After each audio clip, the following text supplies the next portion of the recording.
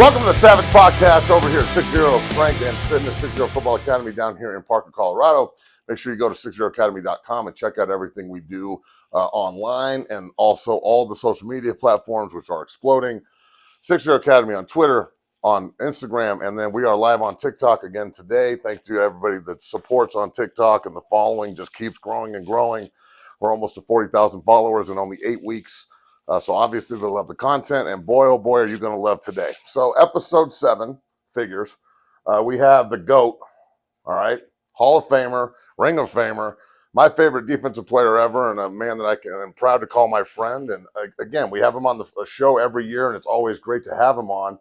Steve Atwater is in the house, brother. How in the hell are you? It is so good to see you again, always dude. good to see you, man. Always good to see you. Love Like you ready to go back out there, man. Them big guns, boy. Good, right? So we had I was on altitude on Saturday at camp, and Brandon Marshall was there, right? B. Marsh sat next to me in the locker room, and he's a good friend, and he comes over, and I was like, damn, Marsh, you look good. And he's like, why don't you go try and play again? I was like, my back. Yeah, that back can stop a lot of people from doing it. But I think Marsh could still play, bro. Did you see him? I didn't see him. I was out of town. Yeah. He's a big boy, man. I always loved this game. So look, we got a lot to talk about here, obviously. Thank you for coming on the show, Steve, and being down here at 60 Football Academy. You got nice setup here, man. This is bad, right? Awesome. Not bad at all. Yeah. And David Bruton is in the other room running between the lines, physical therapy. So if he gets done in time, he'll come jump on with us always, like everyone sees him each and every time. The last couple episodes with Derek Wolf and whatnot. So, all right, Steve, let's get into this. And the first thing I wanted to talk to you about, I was listening to Altitude the other day, and you were on with Andy. Okay. And I was listening, and the Arkansas quarterback story, bro. Oh, man. The fact that I didn't know you went to Arkansas to play quarterback. Yes, man. Well, I think the coach had it in his mind that I'm going to flip him anyway, right? Well, obviously, right? Yeah, because all the other coaches were like, I want to play quarterback. Like, no. You playing defensive back.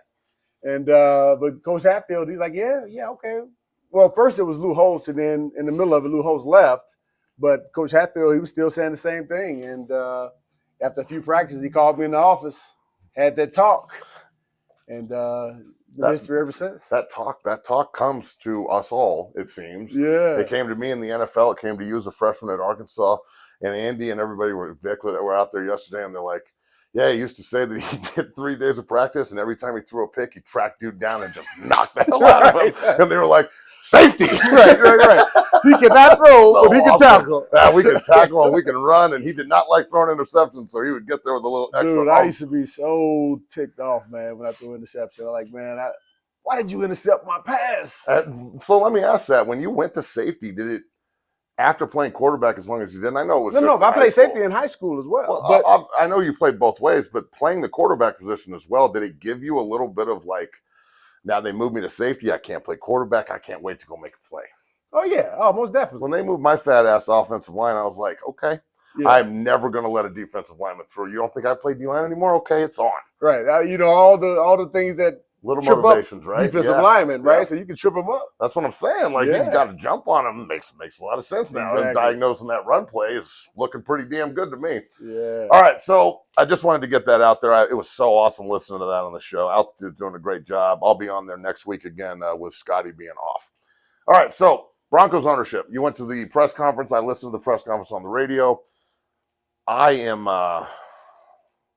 don't know if I could be more impressed with the press conference and just everybody, but Condoleezza Rice and her knowledge and just the political connections and everything that woman brings to the table, the diversity of the ownership group, and now the fact that the Broncos are by far the richest sports franchise in the NFL. Give your opinion on this. You were at the press conference. Yeah, well, obviously it was a little bit bittersweet for me having coming in while Mr. Bolin owned the team, getting a chance to build a relationship with him, getting to know him.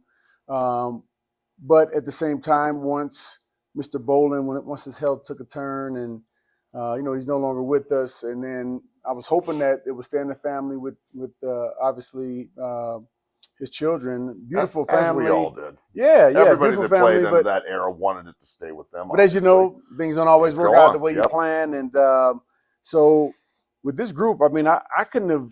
I don't think it could have been any better. It couldn't have been any better for the Walton Penner Group. Is that, you know, this is a great organization, and it couldn't have been any better for, I think, even the Bolins. I mean, a historic price for the team. It's a big check, and they gave them a lot of love too, big right? check. I mean, it was they did it so respectfully, the way they gave each and everybody brought up Pat. Absolutely. Everybody, and how can you not?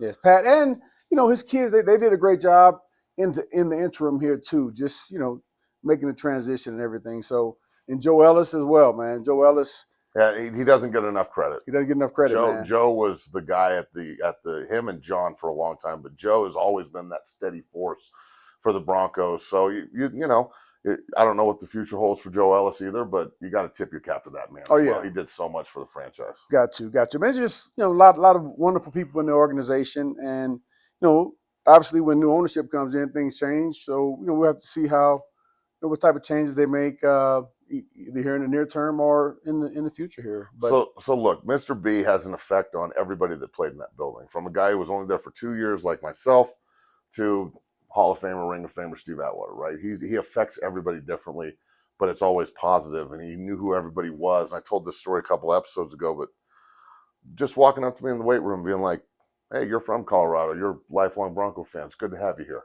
That's right. That sticks with me the rest of my life. Exactly, right? exactly. And he's sitting there in his leather pants looking like just the suavest dude on earth, right? Yes. And that big old, like, let me ask you, when you're on the sideline and he's sitting there in a mink coat, are you just like, dog, yeah, he's the that's our owner, dog. Yes, look at that dude. Exactly, man. Look how clean he is. He's the coolest ever, man. So, like, for them to go up there and reiterate the I want to be first at everything motto.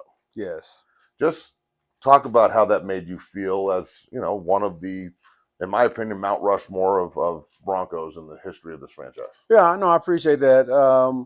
You know what? I kind of got that from them anyway. I mean, in order to be great in business, you know, I mean, in order to make a ton of money, you know, you got to be doing something really well. And they've had a ton of success in the business field. I mean, and they're great business people, obviously. This is another business, although quite different from the one they're in with Walmart and that. But I think the leadership, they got to have great leadership to do great things. The leadership is there. I think they're going to, you know, show it's going to be different, I think, but I still think it's going to be great. I can't wait to see it. Cannot wait to see it. So I'm glad the ordeal is at a close. I'm glad they can move forward.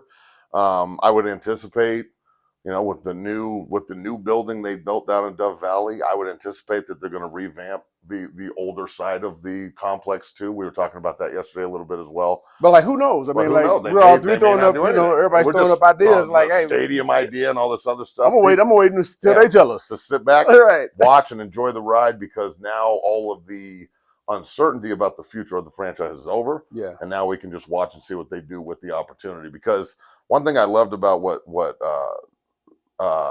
Rob Walton, was this: he's coming to steward the franchise, and that means he's coming to look over. Yes, he owns it, but he's coming to steward that and look over it and take care of it. And that really sat with me, and I was like, okay, this guy, I think he's really got it figured out, and we'll see. We will. Yeah, see. And you know, they mentioned the importance of seeing to have the visibility in the community. You know, mentioned wanting to have, you know, not only players that wanted to play for the team, but also coaches that wanted to coach and employees who wanted to be employed there. And the only way you do that is by treating people right. And they know that. They do that. That's what the Broncos do. I mean, yeah. I played for the Jets, Dolphins, and Broncos in my career, and the Dolphins I didn't think they took care of their guys at all. The Broncos it was like night and day the way that they did things. Oh, I went to the Jets. And you went to the Jets. And I had great relationships out there, but I remember, it's different though. You know, one of my guys out there like, hey man, let me get an extra pair of shorts. Nah, not at Hofstra. I'm like, bro, come on, you remember that facility at Hofstra, bro? Yeah, the facility at Hofstra was. I walked in and I was like, "Damn, this is an NFL facility, really?" Oh yeah. I didn't trip off that as much, but just the gear, and I just know how easily, like, all right, if I need another pair of socks or t-shirt, whatever, it was no big deal. Never cheap in Denver. That's Yeah. All right, moving forward, the joint practices. You were out there yesterday. I was on the radio the whole time. I had a better view of the offense than the defense, but I did make a point to talk to everybody that went over there and watched the defense specifically.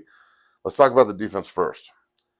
Multiple fights, multiple scuffles. This is about 7 fights, right? What, I'd say 40 plays maybe, and there's 7 fights. Do the math. Bradley Chubb looks pretty good to me. Looks real healthy. Yeah. And that secondary, bro, might be the best secondary in football, in my opinion. Where are you going with this? I'll tell you what, man. I talked to Justin after practice, and I said, like, man, are you guys actually playing this good, or has the offense, are they not caught up? But they did the same thing. They were playing that way against our offense, and then to see them come out and have a great performance is practice, obviously. The guys aren't but that joint practice is different. Yeah. That was like a game yesterday a little bit. Those guys were out there flying around. Yeah, man. Guys they're in the right place. Now, we got beat on a couple of plays, but, coaches made some adjustments, cleaned it back up, and, we got a couple of turnovers, got, a lot of PBUs, a lot of pass breakups. A lot of attitude. Oh, yeah. It seemed like, look, under Vic, they were good on defense. No one's saying they weren't good. They played good defense. But I felt like they didn't have a dog. They didn't have the dog. There's no blitz. There's a lot of sit-back coverage, not very aggressive. I didn't see the same hype I saw yesterday. They looked like they were having a good time, and they look like they know they're about to be supported. Yeah. So talk about that as an elite defensive player on elite defenses. When you're supported, what do you mean by that? So offensively supported. Oh, you know what I'm saying? Like if we get 2 or 3 turnovers and we hit the quarterback and we do our job, we can be ultra aggressive. We can give up a play or 2. Yeah. And we don't want to, but we can if they get paid too. But our opportunities are going to be more and more and more because we've got Elway and TD and Shannon Sharp and the 3 amigos and all these other dudes, right, that you played with. Well, now you've got Russ and Sutton and Jeudy, and Russ looks really, really good to me. And the offensive line's going to figure it out. That's what I mean by supported. Yeah, well, I'll tell you what, as a defensive player, you always, when you're in a team environment like that, especially NFL team, you always want to say the right thing. Hey, man, we're all together. But, when you get in the game and if your defense is getting off the field and then your offense is 3 and out, turnover, it gets frustrating. And I've been in that situation. Now, obviously, we're not going to just, go off on our guys or, because we had some games like that too where, they're scoring, they're running the ball down people's throats and scoring, and we can't stop them. And we're like, man, hey, it's like we do the best we can do. That's what it is. But when you have both offense and defense hitting on all cylinders, man, it's a thing of beauty. It's special, and you cannot take that for granted. So Russell Wilson comes to Denver. I saw you talking to him after practice yesterday with all the greats, and you and TD and Ferg was over there, and Russ and Rod Smith and John was out on the field. Let's talk about Russell Wilson a little bit. I think he's, people get worn out by his positivity at times, and I'm like, how can you get worn out by somebody being happy all the time, man? That is like, I think people just can't be as happy as him for some reason, and they're like, oh, he's too happy. And I look at him, I'm like, man, I wish I could be that happy all the time. That looks like it's really fun. I don't understand it either. I saw some people talking about he's corny. Like, what are you talking about? This is what we want. We want to be happy. We want to have a great family life. We want to be elite in what we do, man. This guy is elite. He's an elite player. He's an elite preparer. He's an elite leader. He seems like he's an elite husband and father. Exactly. Like he does everything up here. Exactly. And honestly, as a father and as a business owner and a guy in the community, and makes you want to get better. It makes me want to get better, bro. Bam, and I'm not even there. That's what I'm saying. You know what I'm saying? Yeah. I'm not even there, and I'm like, damn, bro, he's so energetic and up, and he knows he like takes time. So I was on the radio, right, and they're complaining about the fact that he takes time to go talk to all the fans and everyone. And I'm like, that's what this is you about, want to do, bro. Right? Like, without the fans, what's the nothing Nothing happens without the fans. Right. So the fact that he knows where he's at too. Seattle's fan base is good. No one's sitting here throwing Seattle's fan base under the bus. But I'm sorry, Seattle's fan base doesn't have anything on Broncos country. Right. Bro. The 12s had that. These fans are rabid, and the history of this place. People love it, and they should. It is special, man. Jeff Legwell was on yesterday and said that I think there's 4 franchises that have been to 8 Super Bowls or something like that, 4 or 5. I don't know that number, but it's very small. Yeah. And I think that it's all about that aspect, the ability to go from treating the fans like you know them and taking time to show them love when they're showing you love, and then walking straight over and going to a bunch of ex-players and guys that you know, and everybody's got mutual respect. Yeah. And treating them the same. That's the way it's supposed to be, though, man. You can't change who you are just because of where you are. Right. And I feel like Russ is getting a bad rap in that regard. I don't know. But it all depends on the person, though, because, hey, people, they say, all kind of people say stuff, negative stuff here and there, man. But I look at the source, man. If you're a person who's just a negative person, then yeah, I'm going to expect that out of you. But if you're a person that I respect, you're a positive person, yeah, man. I don't see many positive people saying negative things about Russ Wilson. Amen to that. And I'm a huge Gary Vee guy. Gary Vee he's on social media. I don't know if you know who that is, but he's very, very positive social media influencer who's always talking about positivity, and I follow and listen to him a lot. And look, guys, everybody out there listening, everybody has bad days, right? No one's perfect, and everybody's got negative emotions. It's how you harness those and how you counter them, and it takes people a lot of work. I have to work on it. Steve has to work on it. Russ has to work on it. No one's perfect by any means. So I'm so glad that guy's in Denver. Let's go towards from the technical standpoint, the execution standpoint. I thought they looked very crisp yesterday. Yeah. Lot of isolated tight end 3x1, motion to 2x2, like long extended drag routes off play action that were wide open. Big holes in the running game early. They kind of got dealt with by Dallas for a little bit. Dallas was going to that like even front with the A-gaps open, and they would put Parsons in the middle as the spinner and then crash one side, drop the defensive end, and run Micah around. Oh, boy. And the interior 3 were like, oh, God. And 11's just like, oh! And he was in the backfield a lot, and then they figured it out. That's how it's going to be, though. Yeah, that's how it is. We're at practice, right? Yeah. I mean, you have a plan, and you go out and execute, and you come back and take a look and see what's working, what's not working, and make adjustments, man. That's what life is about, right? Do you need to see him in the preseason at all? I don't. That's not what it's about now. Not why he's here. Mark Schlereth had him on the show a few days ago, and we were talking, and he was saying, hey, most teams are like that nowadays. It's like really the preseason's first 3 or 4 games of the season, because you can't risk getting your main guys hurt in the preseason. You can't do it. Can't do it. Not in today's NFL. Yeah, you get a guy in there who trying to, make the team and try to make some type of miraculous. It almost happened yesterday. One of the Cowboy defenders rolled into his legs and he fell. Rolled into whose legs? Into Russell's in practice. And everybody at the radio row was like, and everybody on the offense was like, and Hackett was like, hey, give me a new left guard right now. And I was like, oh, man. Hackett doesn't play now. Hackett doesn't play. No, he's not playing. Hey, he got great move, great intensity and all that, but he don't play around. Oh, no, you burn him, it's over. Yeah. And, he's comes from a great football lineage. His daddy, Paul Hackett, was a legendary coach in the game. Talk about that. Talk about Hackett coming in, and I look at what he did in Green Bay specifically with LaFleur, obviously, and they're hand in hand, but learning so much from LaFleur, and I feel like they had mutual respect.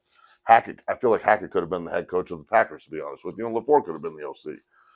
So with Hackett coming to Denver, what I'm looking at, and the 2 running back system, even though Melvin's got a contusion, whatever that is, might just be vet move. You never know. Right. And then the fact that they're looking as crisp as they are now, with obviously some hang-ups, and how it's just going to keep building, and they're just keep getting better, and they haven't even played a game yet. This is early. I mean, new offense, I'm looking new at it. scheme, I'm pumped. And they're at this point right now. I'm extremely impressed. And we've been on radio, and some guys have asked me, Ryan Edwards and those guys asked me, hey man, when do you start getting concerned? I'm like, hey man, week 4, week 5, we're not putting 30 a game up. Then you may worry a little bit then, but that may even be too short of a period of time considering the drastic changes that have been made. Now, Hackett has done a great job of making sure that Russell Wilson has a big say-so in it, that the verbiage is as Consistent with user what he friendly, knows. user friendly as possible. So I think all that helps, but still having a new quarterback, him trying to learn, where the receivers are, where they like getting the ball, how are they going to come out of their cuts, him learning all that. It takes a while to get on the same page. It takes the reps, right? And you can't do 1,000 reps in 30 days. You just can't do it. Just can't do it. Can't do it. And look, I'm kind of pedaling backwards here to everything I saw him do in San Diego and in California over the break when all those guys came out. And he didn't post a lot of the video they took, and he started posting it in camp. Yeah. I watched a lot of it last night on his TikTok page. It's a great follow. Go follow Russell on TikTok. And it is him showing them how to run routes, how he wants them coming out of breaks. Yes. How he's going to put the ball right there, and he does. They're talking to him about the protection and the hot route concepts, and I'm sitting there like, look, man, I love that part of the game. I will sit in that film room for days right. and just and for him to be as technical as he was, I'm like, that's the quarterback. Yes. That's what he's supposed to be like. And players get a chance to see what it's like to be around greatness. Yes. 100%. And knowledge too, because the assumption that all these young gunslingers know 11 3x1 tight end ISO bunch and how they're going to run gator and power and protection and squeeze gaps and green dog blitzers. I don't even know what all that is. Well, that's what I'm like. But like you said, terminology changes, right? Yeah, absolutely. I just felt like Drew was just playing and Teddy was they're just out there playing, and they make some plays and then they don't. Russell Wilson is a dictator. He's out there dictating to the defense what happens. But the only way he can do that though is because he knows it. He knows it inside and out, backwards and forwards, upsides and upwards. Playing against those guys is a huge pain in the ass. Would you agree? Oh, 100%. 100%. Yes. So when they know what you're going to do before you do it, it's almost like, well, I'll take it back to a bad memory, unfortunately. The Joe Montana Super Bowl. Oh, yeah. I don't remember which Super Bowl that was. That's my rookie year. Rookie year, right? Oh, man. 55-10, the blooper bowl, that's one of the worst memories I have of my playing career. Not to bring it up. Oh, no. It's cool. But that's cool Joe out there going, okay, I know what they're doing. That's what it felt like. I was like, dude, how does he know? How does he know? Was he in our meetings? Yeah. So when you have that kind of quarterback, especially in today's league, where there's huge open pockets to throw the ball, and if you're accurate, you're going to be in a position to make plays. The excitement level for the two of us, for Bruton, for Wolf, who was on the show a couple times, and the fan base, the fans yesterday were rabid. Yeah. That was dope yesterday. I'm so happy for the guys, too, because really the last few years, with the pandemic and all that, I'm glad you brought that up. They haven't really been able to see what Broncos country is truly like. Yeah. They're going to find out this year, man. Broncos country, we ride like Russ said, let's ride. They're going to be riding this year. Well, we went to the Jet game last year, and it was packed, and they were undefeated at the time, and it felt good. Yeah. But it didn't feel like it did when Peyton was playing or all the earlier generations where you were like, I think we have a legit chance to be a contender. Yeah. And now that comes back. You're not going to see any empty seats. You're not going to hear any boos. It's going to be, look, we're talking about Russ being positive. It's rubbing off on the fan base, which is a good thing. Yeah. It is 100% positive. It's amazing. All right. Hey, I got a question for you, yes, sir. Playing when you know you have a quarterback versus going into a season where you don't really have an elite quarterback. As players, I think we're always positive. Like, we got a chance, we're going to do it. But then I know for me, since I'm not in the game anymore, I can look back and say, like, wow, if you don't have a quarterback, you can't play. Well, I just look at my own personal experience.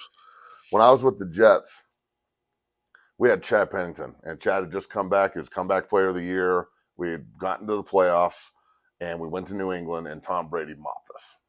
Just like it was one of those games where you're like, is Tom in the damn meeting room? Right. What is going on here? We can't do anything right. Yes. And we thought we had this great game plan. We're going to go. We already went to New England that year and won, and it was in this rainstorm, and they changed the turf afterwards, and we're like, look what we made them do. And they were so angry at us, and they beat us just down. Right. It was bad. Oh, yeah. And then the next year, they trade for Brett Favre. And we're sitting there in camp, and I'm like, okay, CP's my guy, and I love him, but they just traded for Brett Favre. Yeah, and then we got somebody for real now. They must think we got a real chance to be pretty damn good. Yeah. And then Chad ends up in Miami, and 6 weeks later they cut me, and I ended up in Miami too. And then and then we end up back the last game of the season in New York, playing for the division title. Whoever wins the division, and we beat them in New York with Brett Favre, right? And then Miami wins the division. So in 2008, that's when Brady got hurt. Yeah. And but to go full circle, what you were saying is when Brett came in, the mood in the room, because if you remember correctly, they took off. They were really good, and they hit the skids at the end of the year. And then he went to Minnesota. The mood in the room was like, yo, everybody tie this on, extra meetings, whatever you got to do. You're not going home early. You need to show up early. It is on. We got Brett Favre. Yeah. And everybody, like from Damian Woody to Alan Faneca to all the vets on that team, Lavernius Coles and all those dudes, it was like pucker up, zip up, and let's go to work. Right. And the message that I try to get to the guys on the team is that next year isn't promised. The only thing you're promised is this time you got right now. Amen. And you got to do what you got to do right now. You can't say, oh, yeah, we're going to wait till next year. No, man. If you can do it this year, this is year you got to do it. I think they can too. Look, this trend, the NFL is very trendy in my opinion. Like it's a copycat league. You know this. Oh yeah.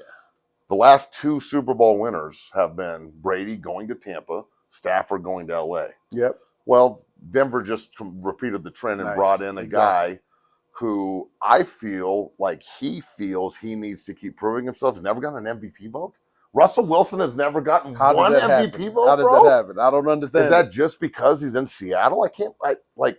That's the only thing I can come up with. But then that kind of takes away from their franchise, which isn't fair. But that's just amazing to me that man's never gotten an MVP vote. So that motivation alone, I think, is going to be one of the big parts of this year. I need to talk to you about Jeudy. Now, Jeudy got hurt last year. He hasn't had a quarterback up to this point that can get him the ball consistently, at least. He obviously has the talent. He's fast. He's got great route running ability. He's got good hands. I hear a lot of this Roquan Smith talk. We should trade Jeudy for Roquan, but then we lost Tim Patrick. That doesn't sound very appealing to me at all. Can't do that. Do you see Jeudy having one of these explosion type years? Because I either think it's going to be him lighten it up, having a huge year, but I just don't think he's the kind of guy that can have like a average year. He's either going to have a disappointing season like he did last year with no touchdowns and injury, or just go off. Yeah. Well, I think it's in Jerry Jeudy's corner, right? I think he has the talent. You think he has the 100%. talent. The guy, I don't think anybody can. If you got to cover Jerry Jeudy man to man, I don't know anybody in the league that can do it. Well, it's not for any period of time, not to where a quarterback can't throw a pass. Exactly. So when you're looking at Jamar Chase is young, tearing it up. Jordan Jefferson is young, from the same division. Yeah. Those are 2 LSU guys. You know those Alabama LSU guys. That's your division. And the SEC West is no joke. Yes. Jordan Jefferson's balling. The other Alabama receiver, Waddle's balling. It's just he can't be the one guy out of the CD Lamb's balling. Like he can't be the one guy out of the group. Guess what all those other guys have though? They quarterbacks. And so that gives me a lot of faith that like Sutton and Jeudy and Alberto, who I think is a real matchup problem. Yeah. The 3rd round tight end. Travis Kelce was a 3rd round tight end. Like, man, you can find some really good players in that part of the draft. So do you think it's more like mental for Jeudy, or is he gets a lot of bad rap with body language, right? So people sit there and watch everything he does, and they're like, oh, he took a knee this time instead of talk to Russ, so he must be disgruntled. And I'm like, well, you also can't be the guy on every single play that walks up and you're like, how did I do, Steve? Right. Did I do a good job, Steve? Did I hold my gap, Steve? Thanks, Steve. High five. And then you're like, what the hell is wrong with this guy, man? Just do your job. Come on, let's play football. Yeah. Well, I would say I know he's not playing perfect ball. I don't think anybody right now at this point, right? Yeah. But the one thing that he can't control is his effort. And, I've seen some plays where I thought he could finish a little bit better. But guess what? Coach Hackett saw it too. Russ Wilson saw it too. And, yes, they're on. And Jerry Jeudy, you talk to him, man, this kid wants to be elite. Now, the last couple of years, I think, have kind of put a damper on that. And, sometimes you gotta, wipe the slate clean almost. You know what I'm saying? What's it? Wipe the visor. Yeah, wipe that whole deal out, man. Is clear all that other stuff out of your head from the last couple of years and start anew, just like you coming out of college and again. If anything, Russell Wilson and that ultimate positivity will only that and Coach Hackett. Yes, man. How can you have those guys in the room telling you you're the elite player? We're going to feed you the rock. You're going to have a huge season and not believe it. Yeah, no. But not only that, it's like just the small things. They got to make sure. Hey, man, Russ, all right. And I think he takes that type of criticism okay. So I saw it yesterday, exactly what you're talking about. They ran like a long drag route across the middle, and he didn't expand to the – Russ was rolling. He threw it off his back foot. It was a good throw. It hit him probably right on the edge of the fingertips, right? If he would have expanded the route a little bit as he judging for the quarterback depth in the rush, which takes a lot of time to get. You got to find the angles of the quarterback where he likes to put the ball in when he's running, and Russ obviously can move. If he expands a little bit, he catches it and it's a touchdown. Yeah. Well, then 45 minutes, an hour later, after they did, I can't remember what they were, more 9-on-7 type run game stuff, he hits a huge play down the sideline. It looked like the same route from the other side. Right. Switched it up. Across the field, bam, right there, and just down the sideline for a touchdown. So I'm like, there's the improvement. Right. And for me, with Jerry, if Jerry Jeudy was just having his mind, I'm playing through the whistle, he's golden. He's golden. That's the only thing that I can see where he needs to just take it to that next level. Right. Just play to the whistle. Because another play I saw him catch a pass, and he didn't really secure it well. Somebody came and knocked it out. This was maybe a couple of days ago. But when he finishes and hey, so I can get tackled, he's ready for that. Man, bro, nobody can be able to stop him. Nobody.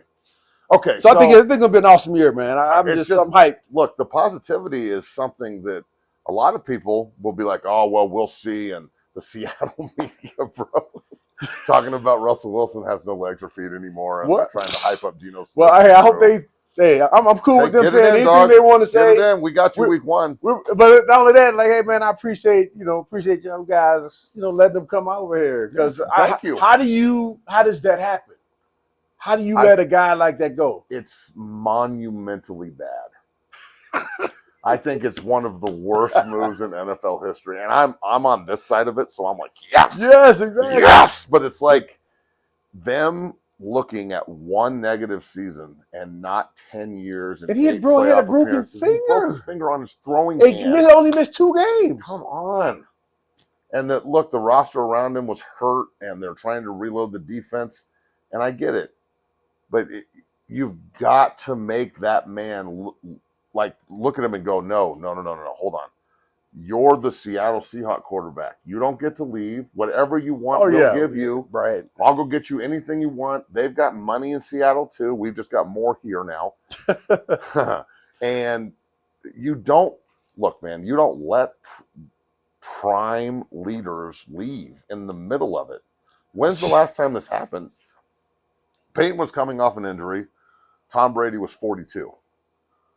41. So I'm not. But he's elite. Even in that, I question that situation. Do you think Belichick made a mistake letting him leave? Obviously, right? Obviously, 100%. It's like, but I don't know. I think that they were at the stage where they just had enough of each other. Yeah, but they had 6 Super Bowls and like 9 appearances. So I can look at that. Okay, both guys. But I would have done Tom Brady the same way.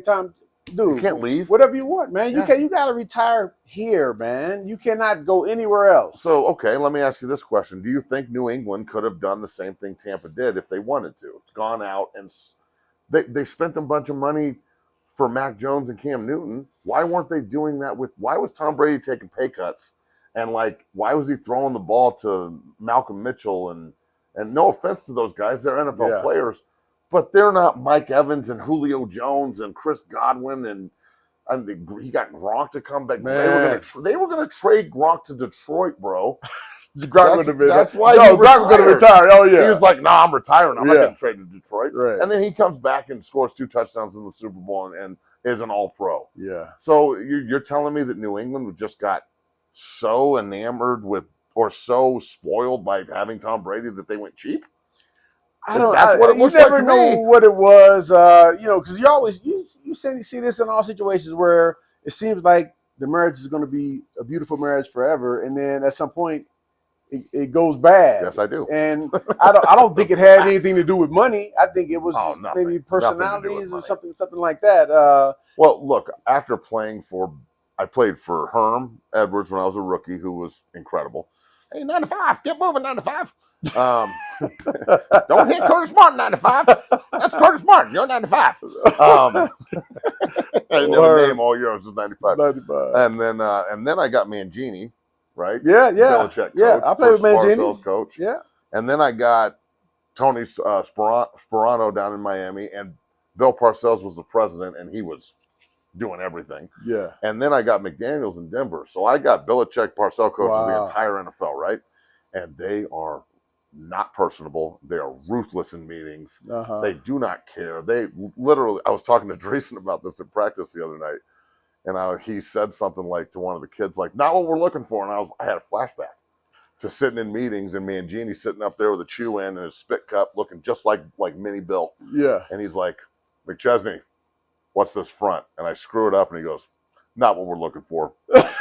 And I'm just sitting there for the team room in front of everybody. Damn it, I'm going to get cut. Like, thanks, coach. Life is over. Can you at least look at me when you say it? Not what we're looking for. And he used to do it to everyone. And they like randomly cut guys, bro. They just like walk up and be like, in the middle of meetings, they come in and just get some kid that like got there a week before, and they'd be like, get your stuff. And he'd be like, why? And they're like, you need to take the playbook upstairs. Everyone in the room's like, you know what's crazy about that, though? Well, we were scared. Everyone's scared. No one's having fun. You know what I'm saying? Oh, yeah. McDaniels came in. I got to ask your opinion on this, because I was talking to Brandon about it the other day. When McDaniels came in and immediately was like, you know what? Cutler, gone. Brandon Marshall, you're going to talk back to me and me? You're gone. Bro, I was living in Atlanta, bro. I was pissed. I can imagine you were so hot. Bro, why are we getting rid of our players? I was in the locker room and I was like, what? They're getting rid of Brandon Marshall? Excuse my language. I don't want to talk like that in front of the baby boy, okay. man. Hey, he's hurt. Bro, I couldn't believe it. It's nuts, right? I'm like, Brandon Marshall? What are we doing? We're getting rid of Brandon Marshall? Brandon Marshall in his prime? Bro. Come on, man. We got to figure this out. We can't just, come on. I know Jay's a pain in the ass, but we can't just get rid of him. Can't do it, man. Hey, we're going to trade Jay Cutler for Kyle Orton, and we're going to win. And I was like, cool. And we were 6-0, and then we went. Oh, man. You got to have the players, man. So you can have negative. whatever system you want, but if you don't have some players, so look. it ain't going to work. We're obviously not going to sit here and praise the Raiders, all right? Down with the Raiders. McDaniels on his second round, I just said he was a really negative dude. He was angry all the time. Look, there's a difference between hardcore coaching and being on someone's ass and loving them up afterwards and just being mean. Yeah. Right? Just being a jerk. Like when I had the incident happen with Bannon in the golf cart and broke my leg really bad and I had to retire. I don't know if you ever heard about this, but like it was the reason I couldn't play anymore. You're in a golf cart. So it was going into my 6th year, and I had signed like 7 injury waivers, okay? And for both my ankles, my lower back, my shoulder, I played with Billy Bannon, who's in prison now for 16 years for attempted murder. Oh, damn. Yeah, so he had signed a huge contract with the Broncos, $28 million deal from Baltimore. And I played with him in college. He was like my mentor. He was in my wedding party. He's one of my really good friends. And so we get to the point where we're in that break. They had just drafted Demaryius and Tim Tebow in the first round. It was that draft, right? And we went out to this golf course down in Castle Rock, Castle Pines, I think it was. And we're on the 11th hole. And I told him, I was like, I don't like golfing. I'm just going out there to have fun. And it's him and Lonnie in the golf cart. And we all shank our balls like to the right, about 100 yards. And I'm in the other golf cart, like sitting right here. I'm just riding shotgun. And I go and our balls are in the same area, right? So we're going to get them. We're going to play best ball. And I get out of the cart and I walk about 3 steps and I pick it up with my right hand and I turn around and it was a valley. So it was Bannon driving and LP was sitting shotgun. And I feel so bad for Lonnie because he had nothing to do with it. And he hit me in my lower leg. Right. Whoa. Oh, yeah. So they were driving towards you? So the balls were in the same area and we were playing best ball. So they were going to get their ball. And I'm not inconspicuous, Steve. I was 6', I'm same height, and I was like 340, Did you hear like, hey, look out? Nothing. So I pick up the ball and I turn left, and all I can remember seeing were blue blockers. And he hit me going like at least 50 miles an hour. Come on, man. Straight downhill with 2 300-pounders in the cart, in the side of the leg, drug me under the cart, dislocated my ankle, destroyed. I had 5 reconstructions on it, and I signed an injury waiver on it, right? And this all goes back to McDaniels. I'll tell you why. And I get rolled under the cart, and my leg snaps, and I'm laying there on the ground. I tore my MCL real bad. My meniscus shreds. I laid into the cart just inherently, and like it hurt my shoulder really bad. My left shoulder still hurts every day to the day. Got all cut up from the glass. I'm not saying it led to the 5-level fusion in my lower back, but it damn sure didn't help. And I'm laying there on the golf course, and like all hell is breaking loose, obviously. And the next thing I knew, I just was in the hospital. And 2 days later, right, I crutch into the facility. And Clancy Barone had just been named the offensive line coach, and he was the tight end coach the year before, and he called me and asked what was going on. And McDaniels didn't seem to care. Didn't care. Like, he didn't reach out to me, didn't talk to me, nothing. So I walk into the training room, right? You limped in. I crutched in. Yeah. And like Greek was kind enough to at least check and see what was going on with one of his players. But everybody was gone for that week. It was the week after the draft. Everybody's on vacation and gone. The building's empty. So I come back in like 1 or 2 days later, and I start doing treatment. And I'm like sticking my foot in the ice, and I'm like, okay, this is bad. Like, my leg's destroyed. My knees tore up. We're about to get done with OTAs. Like, I'm trying to make this team. Oh, you done, bro. You done. I'm done. So, and all these injury waivers have been signed, right? Shoulder that's hurt, back that's hurt now, leg that's hurt, everything, right? I got my son Nick, who's recording right now, is at home as a baby. Like, I got some real stress. My best friend just ran me over in a cart, doesn't seem to care. McDaniels was the icing, though. He walked in and opened the door. I remember this for the rest of my life, and stuck his head in the training room and goes, "Golf cart, huh?" And just starts laughing. That's the only thing he ever said to me about it. He said golf course. Yeah, and started laughing his ass off. And I got up and crutched into the locker room, got a trash bag from Harry, the equipment guy who's my guy, and walked over and loaded all my stuff. And he walked it out to the car with me, and I threw it in the trunk and drove away. And that was my exit from the NFL. Wow. So when I say negativity and bad coaches that don't care, it is, I feel the exact opposite when I go there now. And Pat's like, "Hey, welcome home, bro. How you doing? Good to see you." And like that, it goes so far, even for a grunt nobody like me. No, you're not a grunt nobody. Nobody's come on, baby. But still, I didn't play as long as DB did or you. That's all right. But that's just the way I look at things. I wonder what would have happened if that happened to Clady. Remember, Clady tore his Achilles, right? Mm-hmm. They were on the phone with Ryan right afterwards. He didn't even have the audacity or the integrity to call one of his players that was in the hospital.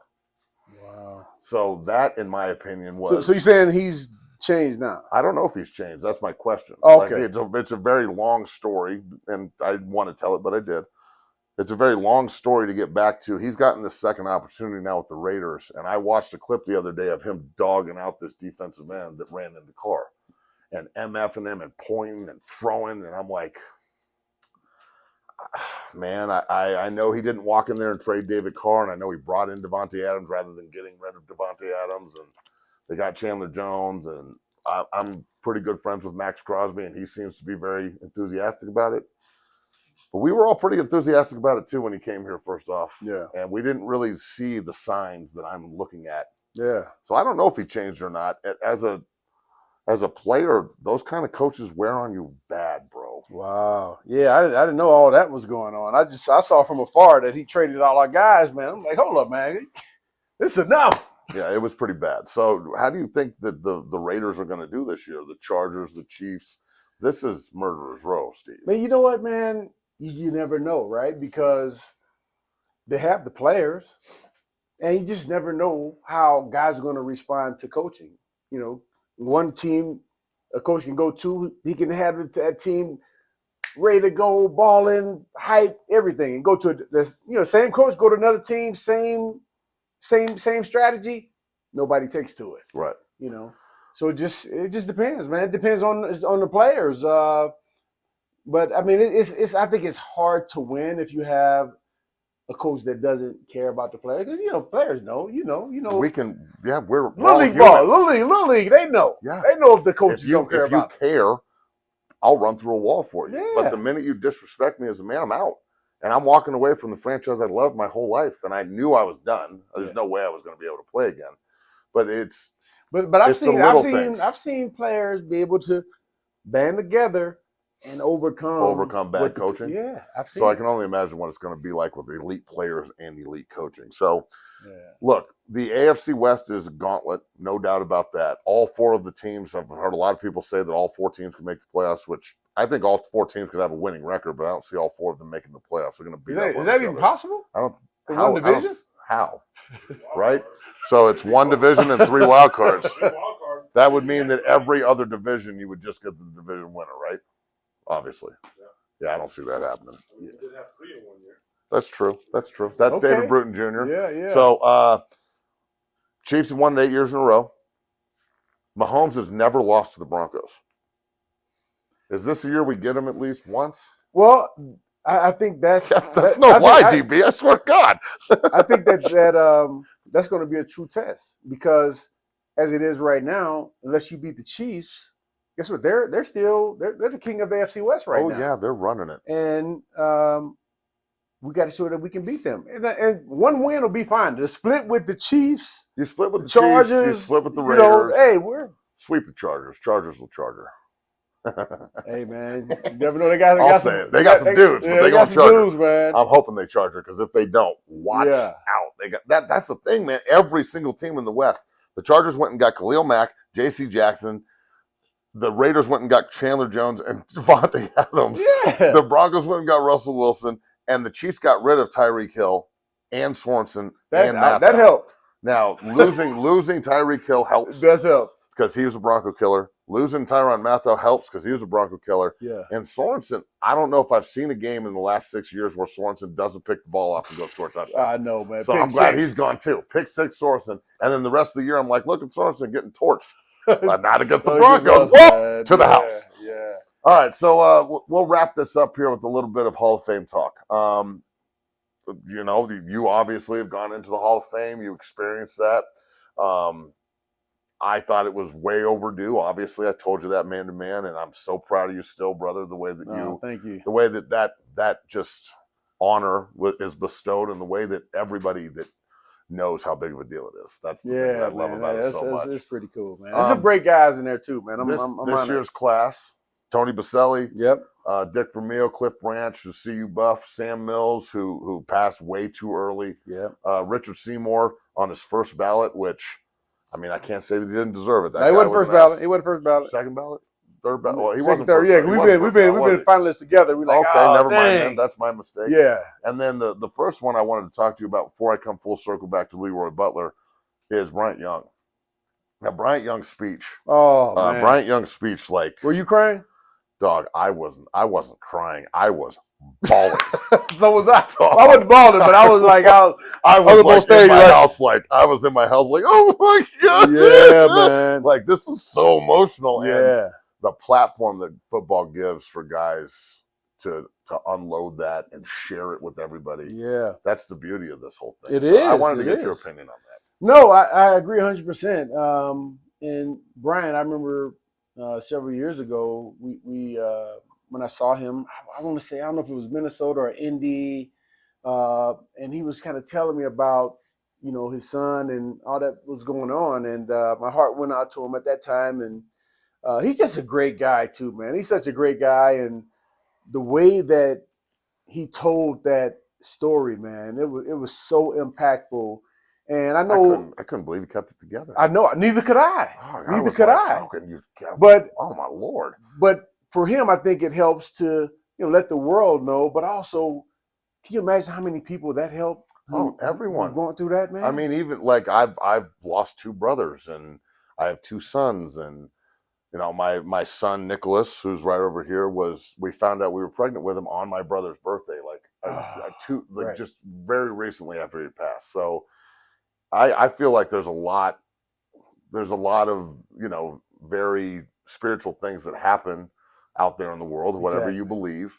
And this platform that we have, especially the Hall of Fame platform, those stories that you guys get to tell and those speeches, Yeah, man. there's so much that goes into them. And you know what's funny? It's not funny, but like last year, class of 2020 went in on Saturday. Class of 2021 went in on Sunday. back to back, right? So I went in class of 2020 on Saturday. So the whole time up until I gave my speech, I was, like, oh man, I got to get the speech. I was hyped, trying to get in the zone where I could just focus in and make sure I hit all the points I want to hit.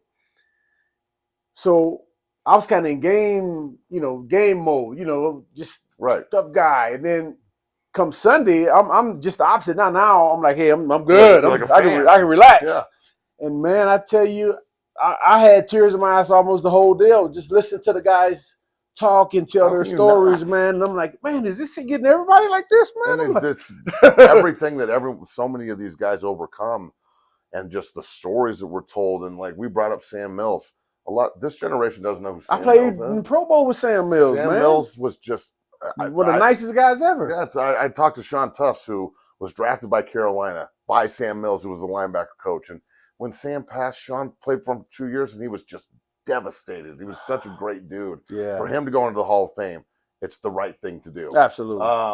Cliff Branch for his widow to go up there and honor him the way he did. Great to see you, Buff. And then Leroy Butler. Oh, that's my guy, bro, man. Talk about Leroy Butler a little bit and everything that cat overcame. And the inventor of the Lambeau Leap, and just, I didn't realize he was as dominant as he was. Oh, yeah, he was the man. I remember watching when he was in college at Florida State, but I didn't know his story of everything he had gone through to get there. He had to have his legs broken and snapped, and he wouldn't get picked on teams, to play. Back when I was young, I was like, I one of the first 2 or 3 players to get picked. Steve. Yeah. So I can imagine, like, all right, you got to wait to get picked to the last guy. All right, I'll take Leroy, because, that mentally, man, that could take that confidence away. Like, but for him to overcome all that, the leg issues, and becoming the player that he became and the guy that he is, he's a heck of a guy too, man. That Super Bowl, I look back on the first Super Bowl win that you guys beat Green Bay, and all over the field, it's Atwater, Elway, Shannon Sharp, Reggie White, Leroy Butler. Right? Just dudes.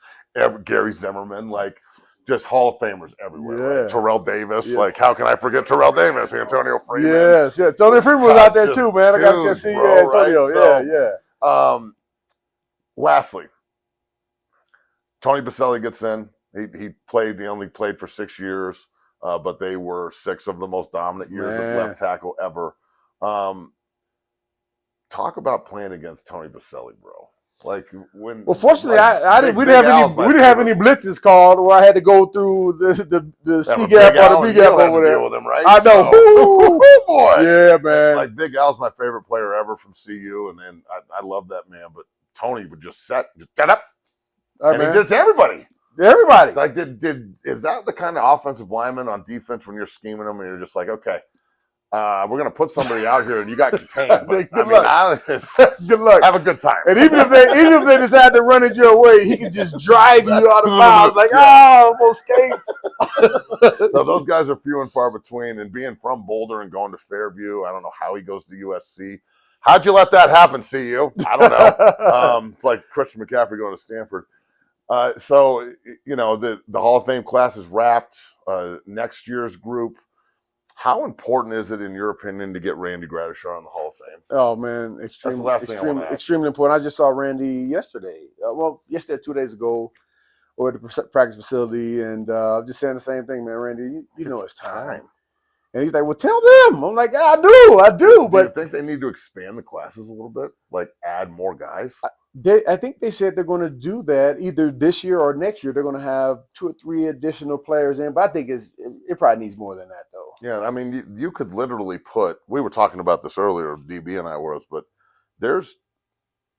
there's 100 guys that I could sit down and list that are Hall of Fame worthy in my opinion. Absolutely. And he's right at the top of that list. Yeah, man. Especially with, we got quite a few guys, man. I think Randy, I think Carl, I think Dennis, sure. Rod Dennis Smith. We got. How is Rod Smith not in the Hall of Fame, dog? Bro, I don't understand it. And he's the best undrafted player in the history of the NFL that's not in the Hall of Fame. That's what I'm saying. And the journey that he had Absolutely. as well, man. I mean, not getting drafted. How did Rod Smith not get drafted? Playing scout team. Just he's playing at a small school. Running down on kickoffs. Yep. Making plays on kickoffs. That dude, man. For sure. Yeah. Tom Nayland's a Hall of Famer. That's right. Tommy Nayland should be in the Hall of Fame for sure. I don't know where Tommy Nayland is. Have you seen Tommy? I haven't seen. So I see Tom sometimes. No way. Does he live here? No, I haven't. I saw him for 10 years straight, and then I just never saw him again. Tommy Nayland, if you're out there, man, holla Tommy Nayland, where'd you go, bro?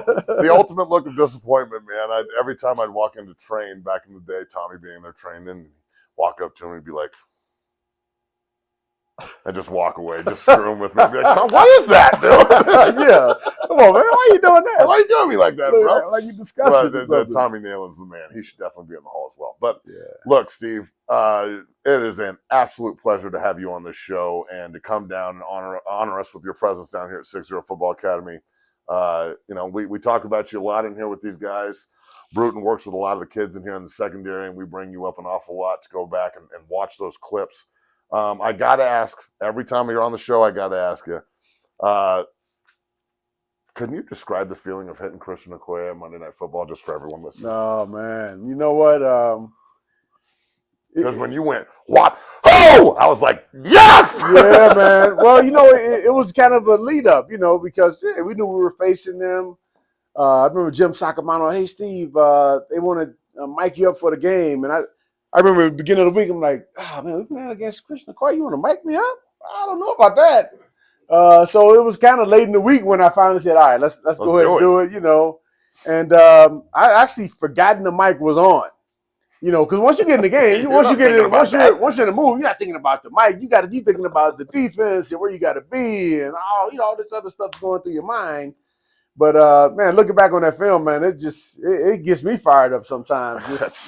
I think it's the most violent hit I think I've seen in the National Football League. So congratulations.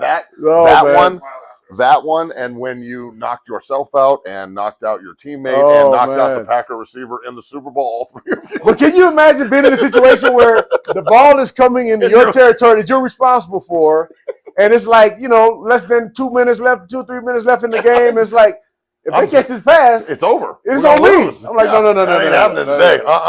And I remember that famous picture or the video right after you hit him. You spit your mouthpiece out and you look up and you got a big clump of grass in your helmet. And you're just like, that's what it is right there, baby. That's what it is. All right, man. The GOAT, Steve Atwater. Brother, I'm so glad that you came in. Thank you so much. Man, I appreciate you, Such a great time. Man. Hey, congratulations to you, man. I love what you're doing with the business. Really the youngsters, man, you're making a big impact. You, David Bruton, man, and your family. Keep up the great work, man. It's much needed, man. You know it. That is Steve Atwater. I am Matt McChesney. Travis Jones behind the mic. My son Nicholas trying not to screw up the TikTok too bad. David Bruton was in the background. He had to work. Got to pay the piper, right? Got to make that bacon. We got to make that bacon. Remember, 60footballacademy.com, 60strength.com. Go to the Instagram, Twitter, and the TikTok pages at 60 Academy. And you're obviously going to see this. We'll have it pumped out all over social media when we get it cut up. That's Steve Atwater. I'm Matt McChesney. That is episode 7. It's a wrap. Go Broncos.